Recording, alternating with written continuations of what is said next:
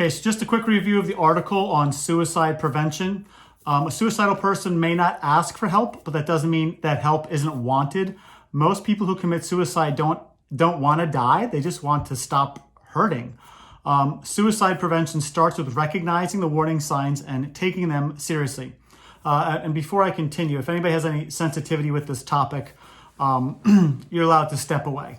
I know we all come from different areas, and if you have sensitivity towards this topic, and just send me an email, say, Mr. Heggie, I just have a little sensitivity toward this topic, and fully understood. But I think it could be important for all of us. If you think a friend or family member is considering suicide, you might be afraid to bring up the subject, but talking openly about suicidal thoughts and feelings can be safe. A lot of us think that that's unsafe, and talking about it could be scary, but it's okay to talk about it and to get it out in the open. We're going to talk about understanding and preventing suicide. That's the whole goal. So if you're feeling suicidal, you can call 1-800-273-TALK-NOW. You could find some help. So I talked about this earlier, but the suicide rate since 2012, since electronic devices have come into our hands, has gone up dramatically, and that's why I focus on mental health and physical health every day. The World Health Organization estimates that approximately 1 million people die each year from suicide. So what drives people to take their own lives? That's something we want to understand. Okay, there are some misconceptions to go over. People who talk about suicide won't really do it, okay? So just pay attention to your friends, pay attention to your family members. That's a misconception. Almost everyone who commits or attempts suicide has given some clue or some warning. We're going to talk about those clues or warnings. Anyone who tries to kill himself must be crazy. That's not true. Most suicidal people are not psychotic or insane. They must be upset, grief-stricken, depressed, or despairing. But extreme distress and emotional pain are not necessarily signs of mental illness. If a person is determined to kill him or herself, nothing's going to stop them. Again, that's true. We could help those people. Even the most seriously depressed person has mixed feelings about death. The impulse to end it all, however overpowering, does not last forever. So go to bed. Sometimes these thoughts go at night. Move on to another thought. Take a deep breath. Go for a walk. Call a friend. People who commit suicide are people who were unwilling to seek help. Studies of suicide victims have shown that more than half had sought medical help in the 6 months prior to their death. Talking about suicide might give somebody the idea. Again, that's false. So what are some of these warning signs we're looking for? So here's some warning signs. Best way is we want to prevent it and see those warning signs. Some warning signs include talking about killing or harming oneself, or writing about death or dying. So sometimes we'll see this in their writings, or seeking out things that can be used in an attempt of suicide, such as drugs or weapons. So pay attention to those things and how people are speaking. They're more dangerous if a person has a mood disorder, such as depression, or if they're bipolar.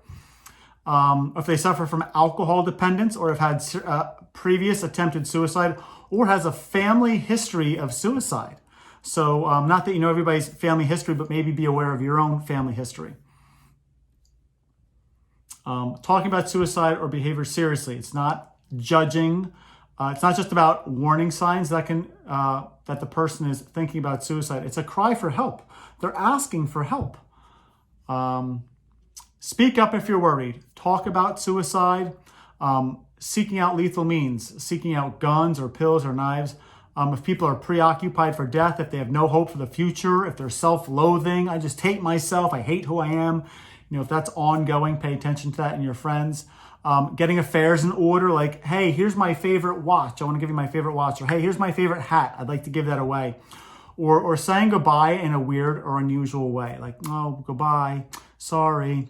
And just a little tip, just be nice to people, be kind to people, because you never know what they're dealing with or what they're going through.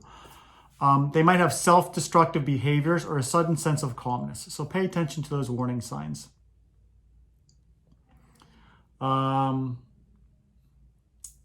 When talking to somebody about suicide, be yourself. Let the person know that you care, that she's not alone.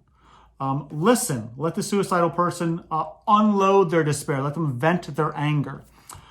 Be sympathetic, non-judgmental, patient, calm, accepting. Offer hope. Reassure that person to let them know that help is available and that those suicidal feelings are temporary. Also let them know, hey, I care about you. That's why I'm here listening. If the person says things like, I'm depressed, I can't go on, ask the question, are you having thoughts about suicide? It's healthy to have these conversations. Don't argue with the person. Don't act shocked or lecture them. You've got 2 eyes, 2 ears, 1 mouth, okay? So listening is with your eyes and your ears. Try to just listen to them and don't judge them. Don't offer ways to fix their problems or give great advice. And don't blame yourself. You can't fix someone's depression, your loved one's happiness or lack thereof. It's not your responsibility, but be there to listen to them. Okay, so a severe level of suicide risk, if they have suicidal thoughts or they've got a specific plan. A lower level of suicidal risk is some suicidal thoughts, no suicidal plan, says he or she won't commit suicide. So pay attention to those things as well. Offer them help and support. Helping a suicidal person get professional help, follow up on the treatment, be proactive, encourage positive lifestyle changes like a healthy diet, plenty of sleep, and getting out in the sun or nature for about 30 minutes a day. Exercise, we talk about these things a lot. We do them every day in class. And exercise is important, and it releases endorphins, releases stress, and it promotes emotional well-being. Also, try to hang out with people who are more uplifting, who are going to be there for you and who are putting you in a safe environment. Also, remove potential means of suicide, such as knives and pills and razors and firearms, so they won't take that overdose. Keep medication locked away and continue to give their support. Continue to give their support. Okay. Antidepressant and suicide. The risk of suicide is the greatest during the first 2 months of antidepressant treatment.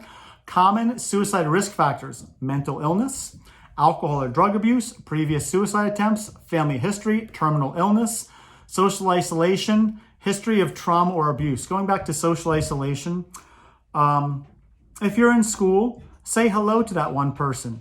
If you're in school, maybe sit with that person and have lunch with them, or learn their name, or say hello to them by their name in the hallway. It's not going to solve the problem, but it might help to know that people care. If you see people isolated, or maybe some people just like to be alone, but it's okay to say hello or give them a smile and just be nice.